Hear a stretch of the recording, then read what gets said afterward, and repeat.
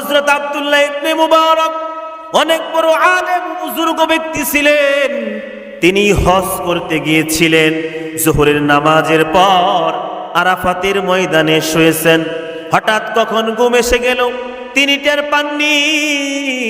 ঘুমের মধ্যে স্বপ্ন দেখলেন দুজন ফেরেশতা নেমেছে। একজন ফেরেশতা আরেকজনকে জিজ্ঞাসা করতেছে, এই বছর কতজন লোক হজ করতে এসেছে? দ্বিতীয় ফেরেশতা বলল, 6 লক্ষ লোক হজ করতে এসেছে। প্রথম ফেরেশতা বললেন, তাদের মধ্য থেকে কয়জনের হজ কবুল হয়েছে? দ্বিতীয় ফেরেশতা বলল, 6 জনের হজ কবুল হয়েছে। এই কথা শুনে আব্দুল্লাহ ইবনে মুবারকের ঘুম ভেঙে গেল।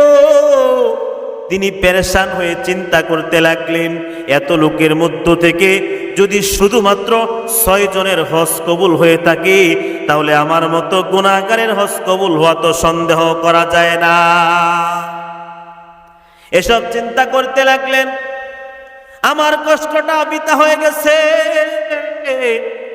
এসব চিন্তা করতে করতে আবার তিনি ঘুমায় পড়লেন। ঘুমের ঘরে আবার সেই দুজন ফেরেশতা আসলেন। একজন ফেরেশতা আরেকজনকে জিজ্ঞাসা করতেছে, এত লোকের মধ্য থেকে যদি শুধুমাত্র 6 জনের হজ কবুল হয়ে থাকে, তাহলে বাকি লোকদের হজ্জের কি অবস্থা?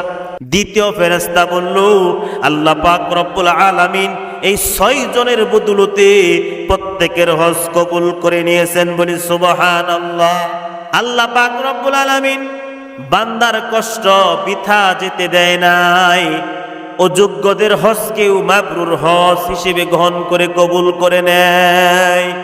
এজন্য বান্দা মৃত্যুর সময় 2টি আমলের জন্য এত আফসোস করবে, অন্য কোনো আমলের জন্য ততটা আফসোস করবে না।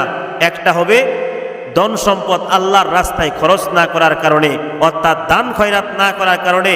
আর দ্বিতীয়টি হলো হজ সমর্থবান থাকা সত্ত্বেও সে হজ করে যায় নাই, এই কারণেই সে আফসোস করবে।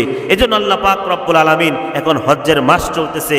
আল্লাহ রব্বুল আলামিন যাদের সমর্থ আছে তাদের প্রত্যেকের হজ করার তৌফিক দান করেন। সকলে বলে আমিন। ও আখিরু দাওয়ানা আলহামদুলিল্লাহি রাব্বিল আলামিন।